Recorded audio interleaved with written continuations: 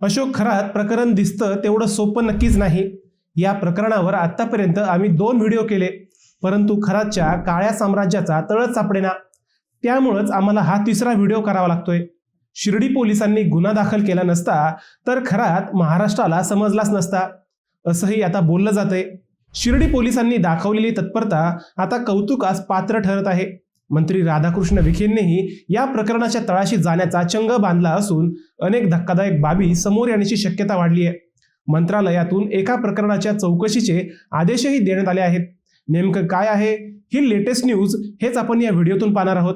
नमस्कार, मी अजय आणि आपण पाहत आहात अहिल्यानगर लाईव्ह 24, नगरी राजकारणाचं परफेक्ट अनालिसिस। मागच्या व्हिडिओत खरातला खरा हिरो करण्यामागे ठाकरे सरकारचा हात असल्याचं आम्ही सांगितलं होतं।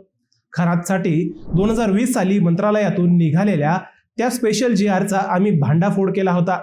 खरातच्या शिवनिका संस्थानला थेट दारणा धरणातून पाणी उचलण्याचा परवाना मंत्रालयातून दिला गेला होता।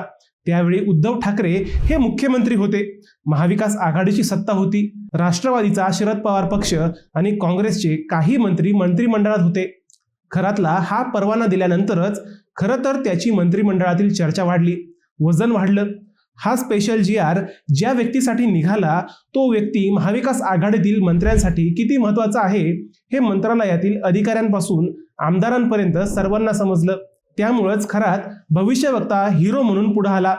हेच प्रकरण आता जलसंपदा मंत्री राधाकृष्ण विखे यांनी हातात घेतलंय।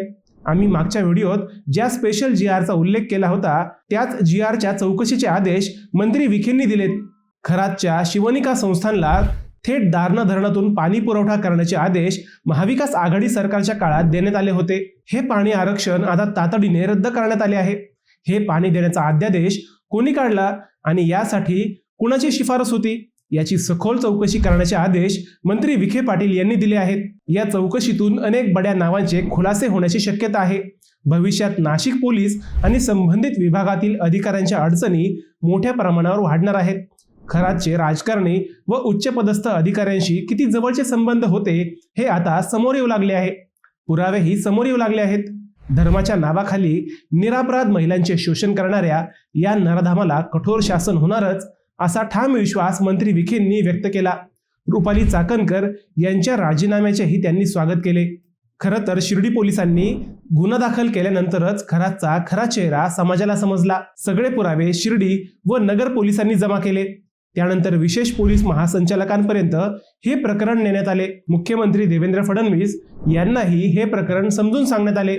त्यांनी तातडीने लुकआउट नोटीस जारी केली, अन्यथा खरातला या प्रकरणाची कुणकुण लागली होती। मुख्यमंत्र्यांनी लुकआउट नोटीस काढली नसती तर खरात एव्हाना परदेशात पसार झाला असता, असंही बोललं जात आहे। नाशिक पोलिसांच्या दुर्लक्षामुळे खरातचं साम्राज्य फोफावलं, अशी थेट टीका मंत्री विखेंनी केली। शिर्डी पोलिसांचंही त्यांनी कौतुक केलं।